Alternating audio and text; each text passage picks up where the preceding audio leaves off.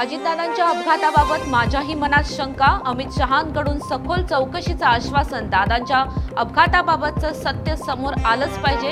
उपमुख्यमंत्री सुनेत्रा पवारांची मागणी. बारामतीमधल्या सांगता सभेत दादांच्या आठवणीने सुनेत्रा पवार भाऊक. शरद पवार साहेबांना सभेसाठी येण्याची विनंती केली होती. त्यांच्या वतीने सुप्रिया सुळे सभेला उपस्थित.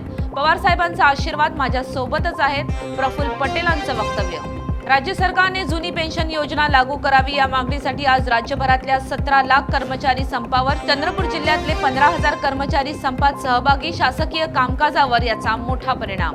राज्य सरकारी आणि निमसरकारी कर्मचाऱ्यांच्या वतीने पुकारण्यात आलेल्या बेमुदत कामबंद आंदोलनाला मोठा प्रतिसाद. जालन्यातल्या 90% कर्मचारी आंदोलनात सहभागी झाल्याचा संघटनेचा दावा. जिल्हाधिकारी कार्यालयातील कामावर परिणाम, कामकाज ठप्प. अमरावती अत्याचार प्रकरणातील आरोपी अयान सोबत त्याच्या 4 साथीदारांना पोलिसांनी केलं कोर्टात हजर. कोर्ट आरोपींची पुन्हा पोलीस कोठडी वाढवणार की न्यायालयीन कोठडी सुनावणार याकडे सर्वांचं लक्ष. बीडमध्ये महावितरणच्या महिला अभियंत्याला 18,000ची लाच घेताना एसीपी कडून रंगेहात अटक. सोलार प्रकल्पाच्या पडताळणीसाठी लाचेची मागणी केल्याचा आरोप.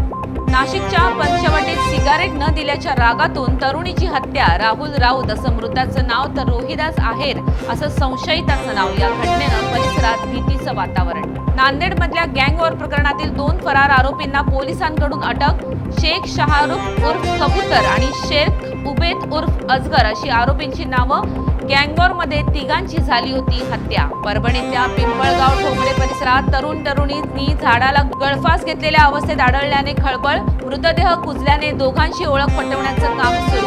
पालघरच्या वाडामध्ये फटाका तयार करणाऱ्या कारखान्यात स्फोट. या स्फोटात एका कामगाराचा मृत्यू तर 4 जण जखमी. कल्याणच्या शहापूरमध्ये बिबट्याच्या हल्ल्यात 8 वर्षाच्या मुलाचा मृत्यू. शाळा सुटल्यानंतर मित्रांसोबत आंबे खाण्यासाठी गेला असता